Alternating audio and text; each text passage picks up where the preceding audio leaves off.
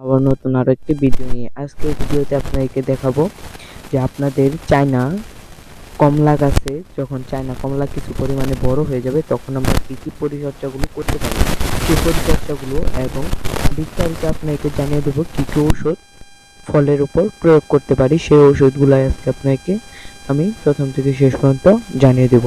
সকলে ভিডিওতে থাকবেন। আপনারা যে ভিডিওটা সম্পূর্ণ প্রথম থেকে শেষ পর্যন্ত দেখেন তাহলে কিন্তু আপনারা বুঝতে পারবেন। এই দেখেন, এই যে আমাদের চায়না কমলা গাছে কমলা কিন্তু কেমন রানিং, গাছের মধ্যে কমলা ধরা। এখন আমরা কি কি পরিচর্যাগুলো করব, আমরা সার ব্যবস্থা দিয়ে দিব। সবার প্রথম আমরা গাছের গোড়াটা পরিষ্কার রাখবো। গাছের গোড়ার মধ্যে যত ধরনের ঘাস আছে সেই ঘাসগুলো আমরা সবার প্রথম পরিষ্কার করে ফেলবো। একদম পরিষ্কার করে গাছের গোড়ার মাটিটা নরম তুলতুলে করবেন। টিএসপি, ইউরিয়া, পটাশ এই তিনটি সার একসাথে করে গাছের গোড়ার মধ্যে না, গাছের সাইড দিয়ে আপনারা দিয়ে দিবেন। তারপরে গাছের মধ্যে যদি দেখেন পোকা লাগতেছে গাছের পাতার মধ্যে বা ফলের মধ্যে, তখন আপনারা ব্যবহার করতে পারেন ছত্রাকনাশক। ছত্রাকনাশকটা ব্যবহার করলে ফলের মধ্যে আর পোকা আক্রমণ করতে পারবে না এবং ফলটা নষ্ট হবে না। অনেকেই দেখবেন অনেক গাছের মধ্যে ফল কিন্তু লাল হয়ে মাটিতে ঝরে পড়ে যায় ছোট ফলেই।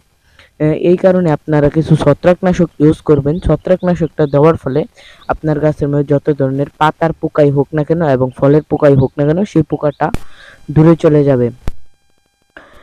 আর আপনাকে আমাদের আরো একটি চায়না কমলার গাছ আছে, ওই গাছটাও আপনাদেরকে আমি দেখাই।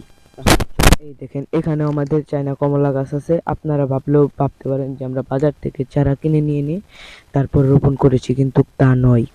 আমরা এটা গ্রাফটিং করে আমাদের চারা তারপর ফুটিয়েছি। আমরা বীজ থেকে সর্বপ্রথম চারা ফুটানোর পর তারপর আমরা যখন চারা কিছু পরিমাণ বড় হয়েছে, গ্রাফটিং করার যোগ্য হয়েছে, তখন আমরা গ্রাফটিং করি।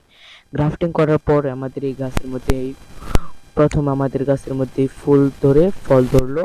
যে আপনাকে দেখায়, আপনারাও কিন্তু আপনাদের একটি গাছ থাকলে কিন্তু আপনারা 10টি গাছ করতে পারেন এই গ্রাফটিং এর সাহায্যে। এই গ্রাফটিং করে করে কিন্তু আপনি একটি গাছ থেকে আপনি 100 গাছও তৈরি করতে পারেন। এটা যদি আপনি গ্রাফটিং সফলভাবে করেন অবশ্যই আপনার সফল হবে। অবশ্যই পরবর্তীতে আপনাকে গ্রাফটিং এর ভিডিওটা আবার দিব। আমার চ্যানেলে কিন্তু গ্রাফটিং এর ভিডিও আমি আরো আগেও অনেকগুলা দিয়েছি।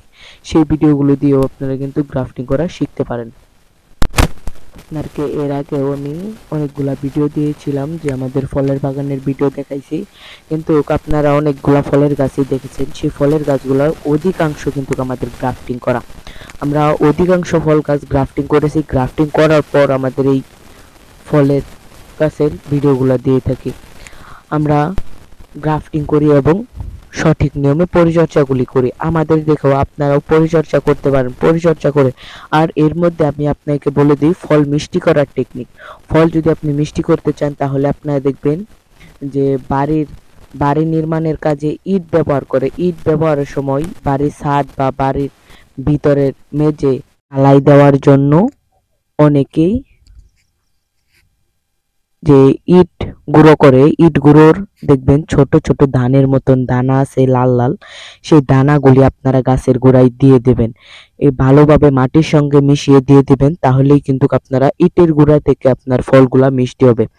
এইভাবেই কিন্তু আপনারা ফল মিষ্টি করতে পারবেন। এই টেকনিক যদি আপনারা ব্যবহার করেন অবশ্যই আমি 100% শিওর দিলাম যে আপনাদের ফল মিষ্টি হবে, মানে হবেই। আর আপনাদেরকে আমি আবারও বলে দিই আপনারা কি কি সার ব্যবস্থা প্রয়োগ করবেন। পটাশ, ইউরিয়া, টিএসপি এই তিনটি সার একসঙ্গে দিয়ে দিবেন।